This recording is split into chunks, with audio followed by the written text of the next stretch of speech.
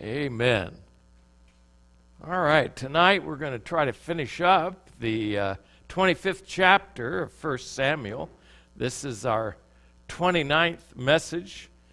In this, we're looking at David in Exile, part 6.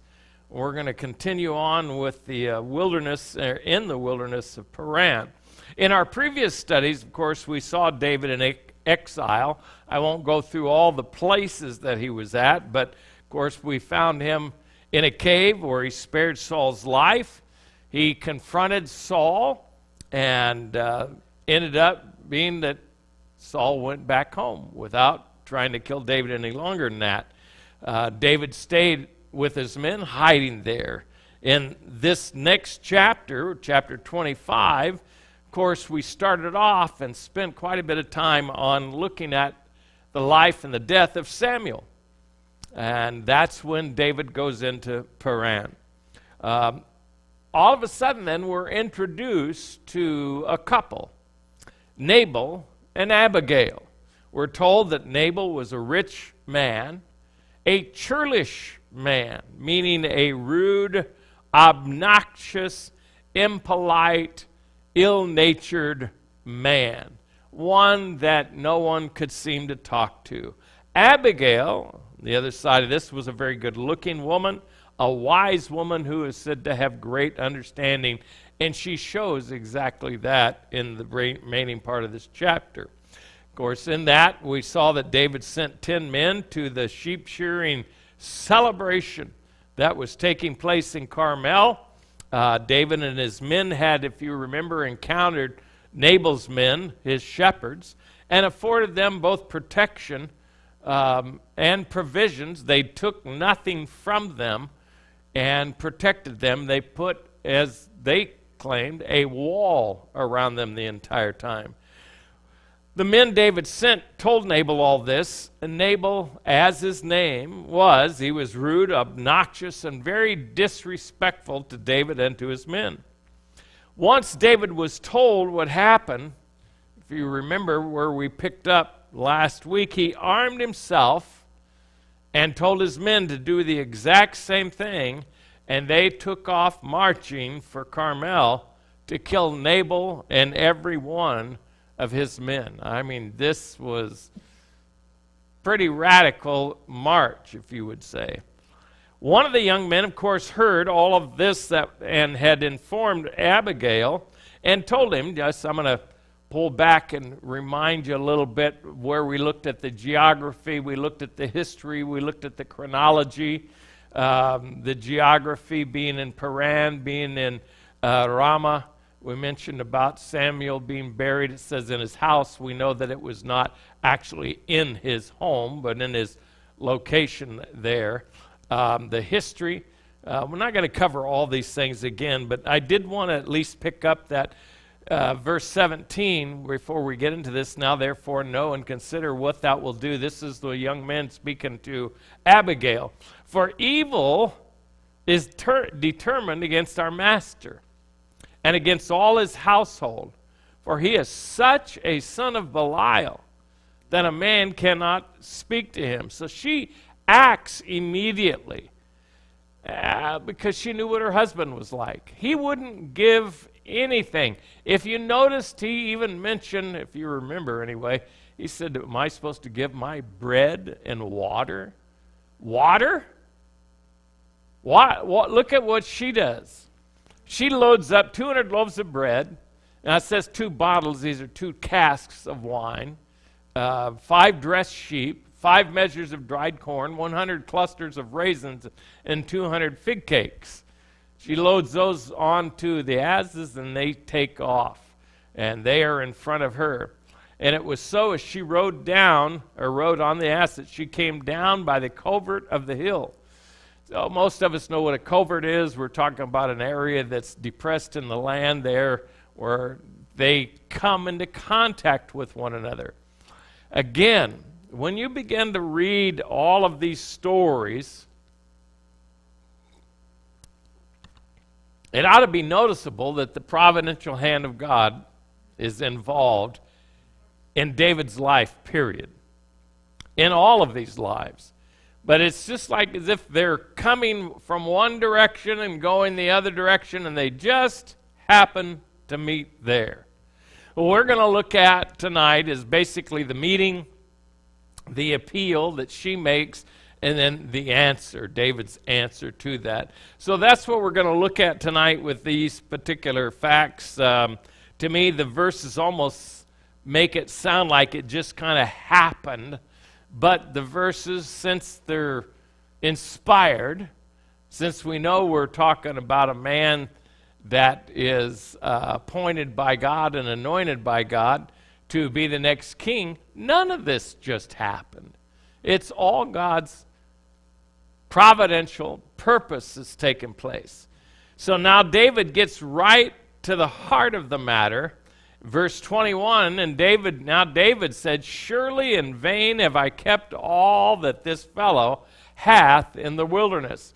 Now, he already must have an idea who Abigail is and while she's sending all this stuff ahead, but he makes mention of this. It's all been in vain, that nothing was missed of all that pertained to him, and he hath requited me evil for good.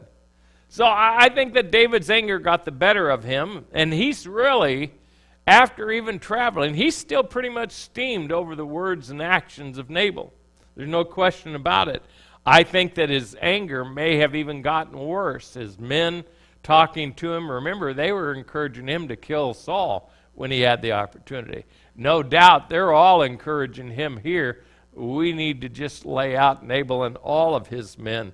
Oh, he's not going to leave any man alive. In fact, he even says it so, verse 22, so and more also do God unto the enemies of David, if I leave of all that pertain to him by morning light any that pisseth against the wall.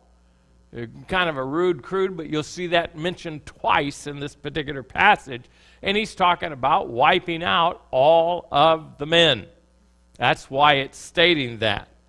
No doubt, the men who traveled with Abigail had told David who they were and what Abigail was trying to do with all these provisions. And Abigail is going to show great respect for David. Nabal showed nothing as far as respect for David was concerned. Abigail saw an opportunity. Verse 23, and when Abigail saw David, she hasted and lighted off the ass and fell down before David on her face and bowed herself to the ground. Now, I think Abigail knew exactly what she was going to say. I think that Abigail had probably prayed about this and followed the Lord's leading as she acted upon her plan. The first thing she does is notice what she does basically in explaining some of these things to David. What does she do? And when Abigail saw David, she hasted to light off. Oh, that's not the same. I put two verses of the same one in there. She fell at his feet and said, upon me, my Lord, upon me let this iniquity be. And let thine handmaid, I pray thee, speak in thine audience and hear the words of thine handmaid. She was willing immediately to take the blame for the actions of a fool, and even to plead the case for an offensive fool, Nabal, of course. While this may sound odd, you may wonder about it, remember that David is a type of Christ. And remember that we ought to know what Christ did for us. That he took up our case. He took our iniquities upon himself. He said, let this iniquity be on him. And that's exactly what happened. Christ is our advocate. He's our intercessor. He's the one who pleads our case. So in a way, Abigail's kind of playing that part. He appeased David's wrath. And then she says, let not my Lord, I pray thee, regard this man of Belial. She uses the same phrase, even Nabal. For as his name is, so is he. Remember last week we talked about whether some people have said, well, Nabal's name means fool, and nobody's going to name their son fool. Well, I don't know if that was the original name or what, but it seems to me, instead of just saying this was a name that was given to him after all these events, it says, even as Nabal, for as his name is, so is he. Nabal is his name, and folly is with him. But I, thine handmaid, saw not the young men of my Lord, whom thou didst send. So she didn't have the opportunity to intervene. She didn't have the opportunity to set things right. So she just kind of let him know. So the answer to Nabal was, again, it's not a nickname. That was his real name. He was a jerk. She let David know that had she been there and saw the young men, she would have given them the supplies that she was bringing even now. So she approaches David, but here she approaches David about his problem. Notice what she does. Now, therefore, my Lord, as the Lord liveth, as thy soul liveth, seeing the Lord hath withholden thee from coming to shed blood, and from avenging thyself with thine own hand, let thine enemies and they that seek evil to my Lord be as Nabal. So what is she doing? Nabal is not a man, in other words, that ought to be noticed or even listened to. His actions against David, she's basically saying, were not personal. That's how he acts to everybody. He's just an absolute jerk. So Abigail really took notice of the sovereignty of God in meeting David when and where they met. She does not claim to have calmed David or even changed his mind, but she attributes this to the Lord. Already she can see something in the countenance. And so she said, see, as the Lord liveth, seeing the Lord hath withholden thee from coming to shed blood, there's something that stopped him. So she seeks to show David that she was sensitive to the Lord and to the needs of David's fighting men. She's also used to speaking to an angry man. That's what she's been doing most of her married life. And so she knows how to soothe an angry spirit. Remember, David soothed Saul's anger with a song. She soothed David's anger with the gifts, the treatment of him, and the treatment of his young men. Now notice this next verse. And now she says, and now this blessing which thine handmaid hath brought unto my Lord, let it even be given unto the young men that follow my Lord. That's what she's saying. Then even with that, the treatment that she has, and then she asks that the trespass. Notice this in verse 28. I pray thee, forgive the trespass of thine handmaid. What did she do? What trespass did she commit? By confronting David and speaking to him the way that she did. For the Lord will certainly make my Lord a sure house, because my Lord fighteth the battles of the Lord, and evil hath not been found in thee all thy days. What a compliment that she gives to him. She asked David to forgive her trespass, not her husband's. Isn't that interesting? This was an action of courage. She was a woman of wisdom and of bravery. She spoke up when think about it. You're coming down and you've got, I'm sure, several men, several of the people that are traveling with you, but all of a sudden she is confronted by David and 400 armed men. She's not frightened. She's not shook up. That's why I say it was an action of courage. She recognized God's hand upon David and the promise of his kingdom. She also showed how she believed David's battles were won by the power of God being with him and upon him. Abigail knew the power of God had rested upon him, and she told him she believed he was sinless in all that he has done.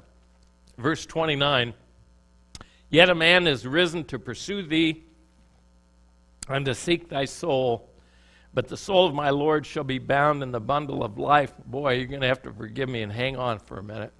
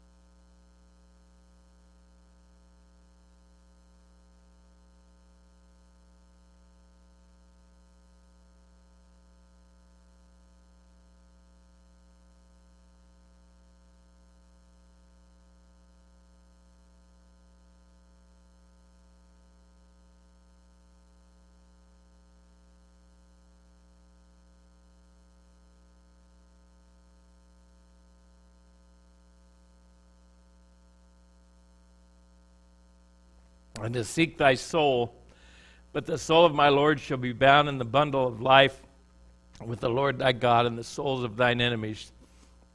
Them shall he sling out as out of the middle of a sling. Though she does not mention Saul, it is a fact that she is referencing Saul and is hunting for David. She puts David's life in the care of Jehovah. That's why she's saying bound in the bundle of life. It means that God had David bound up like a treasure. So wrapping up is the way that works, and the way people cared for or showed value for a treasure. Verse 30, and it shall come to pass when the Lord shall have done to my Lord according to all the good that he hath spoken concerning thee, and shall have appointed thee ruler over Israel. And she's going to go on that this shall be, well, let me go ahead and just click it up there, verse 31, that there shall be no grief unto thee, nor offense of heart. In other words, it's protecting you. You know, you didn't come in here, you didn't kill anybody, so all of these actions that were going to happen, they're not happening. It's not going to be something that's going to pain you later. You haven't done anything wrong up to this point, David, and I'm trying to keep you from doing anything wrong. That's what she's basically saying. Either that thou, no offense of heart unto my Lord, either that thou hast shed blood causeless, or that my Lord hath avenged himself. But when the Lord shall have dealt well with my Lord, then remember thine handmaid. And indeed, he does. She also asks for that small little favor, just remembering when you come into your kingdom. Well, a little bit more. And so David says to Abigail, blessed be the Lord God of Israel, which sent thee this day to meet me. Now he also recognizes what God has done and what God has used her in calming him. And it appears to me, again, David immediately recognized the hand of the Lord. This isn't an accident. Verse 33, and blessed be thy advice. Ha! You got a good understanding of the situation. And blessed be thou, which has kept me this day from coming to shed blood and from avenging myself with mine own hand. I think David also saw Abigail's beauty, but he heard her wisdom, and he knew how God had used her and was still using her. Verse 34, and so David received of her hand that which she had brought him, and said unto her, go up in peace to thine house. See, I have hearkened to thy voice, and have accepted thy person. So David was appeased. His mind is changed, and he agrees with Abigail's assessment of the whole situation. The dangerous problem has been averted. Verse 36, and Abigail came to Nabal. I said the danger for David and Abigail has been averted, but not for Nabal. And behold, he held a feast in his house. Now, his wife is gone. She's traveling. She's gone. And he's having a party. Or, I don't know how you can figure this out. She's got to be gone. He comes back, and he's having a feast in his house like the feast of a king. A feast of a king. And Nabal's heart was merry within him, for he was very drunken. Wherefore she told him nothing, less or more. Didn't say a word to him until the morning light. Abigail, of course, like I said, you read it. He's in a great mood, but she's not going to take advantage of that. She's going to keep it quiet until the next morning when he's sobered up. Verse 37, but it came to pass in the morning when the wine was gone out of Nabal, and his wife had told him these things, that his heart died within him, and he became as a stone. He didn't move anymore. That was it. But he's not dead yet. He lasts 10 days. Verse 38, and it came to pass about 10 days after that the Lord smote Nabal, that he died. So his heart died within him. His drinking, his terrible and churlish attitude. He's a man whose fear And bad attitude has hurt him physically. Was it the fear of David coming back to kill him? I don't think so, because he didn't seem to have any respect for David. But it's just, again, you look at, everybody tries to give a reason why the man had a heart attack basically and died. How about the hand of the Lord? Period. Plain and simple. It's the hand of the Lord. And it makes it a fact that 10 days later, the hand of the Lord was upon him and he died. The Lord smote him. So Nabal's death, you think about this too. How did we start this chapter? We started a chapter of looking at one of the most respected and renowned men of Israel having died. And all of Israel lamented Samuel's death. Now at the end of the chapter, we have a churlish, ungrateful man who dies and nobody cares. Not only that, I would almost say there was a party when he died. David recognized again the providential hand of God. And so let's look at verse 39. And when David heard that Nabal was dead, he said, "Blessed be the Lord." I think he had his eye on Abigail. "Blessed be the Lord that hath pleaded the cause of my reproach from the hand of Nabal, and hath kept his servant from evil. For the Lord hath returned the wickedness of Nabal upon his own head." Just what he did again. You remember, he had the opportunity to kill Saul, and he didn't do it. He's making the opportunity to kill Nabal and all of his men, and she keeps him from doing it. He sees that that is God's hand upon her. And so what happens? David sent and communed with Abigail to take her to him to wife. And that's exactly what happens. We don't know what all was said, but we know his intentions were to take her to be his wife. And so when the servants of David were come to Abigail to Carmel, they spake unto her, saying, "David sent us unto thee to take thee to him to wife." And she arose and bowed herself to the face of the earth and said, "Behold, let thine handmaid be a servant to wash the feet of the servants of my Lord." She doesn't talk about taking the position of a wife, but as a servant. She's more than happy to regulate herself as a servant to the servants of David. And yet that's not what happened. He marries her. The message is now delivered by servants, and she rises, and then Abigail hasted and arose and rode upon an ass with 5 damsels of hers that went after her, and she went after the messenger of David and became his wife. Now, that all this seems so very impersonal. She's humbled and willing to take on this spot of a servant, but David is not going to let her remain a servant. That's not what he's going to do. But we have a couple of other verses here I want you to notice. And David also took Ahinoam of Jezreel, and they were also, both of them, his wives. So no one that I know of really, in fact, I don't think you'll ever see another mention of her name in the Old Testament that I've found. I can't remember, at least. But other than the fact that she is mentioned one other time, in the fact that she bears David a son. Trying to find. She bears David a name. Abigail bears Daniel. There it is. And Ahinoam bears his firstborn, Amnon. That's David's actual firstborn child is there. Well, that kind of brings up the fact of the last verse, verse 44. What happened to Michal? Remember, Saul gave David Michal to wife?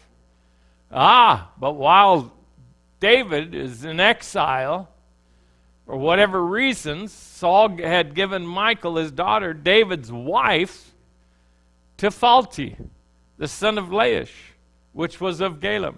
Now, he is mentioned one other time, faulty, but he's got a different spelling of his name. And he is the one that also, it's pronounced Phaltiel, I believe it is. But as David will later claim Michal as his wife, as she travels to David, her husband follows, but Abner told her to go home. Go home. Don't hang out here. Kind of interesting. We'll see a little bit more with each one of these as we come up, and I'm apologizing for losing track of my message and having my stomach get the better of me while I was preaching, but that's it. That's all the further I'm going to go with it tonight. I appreciate your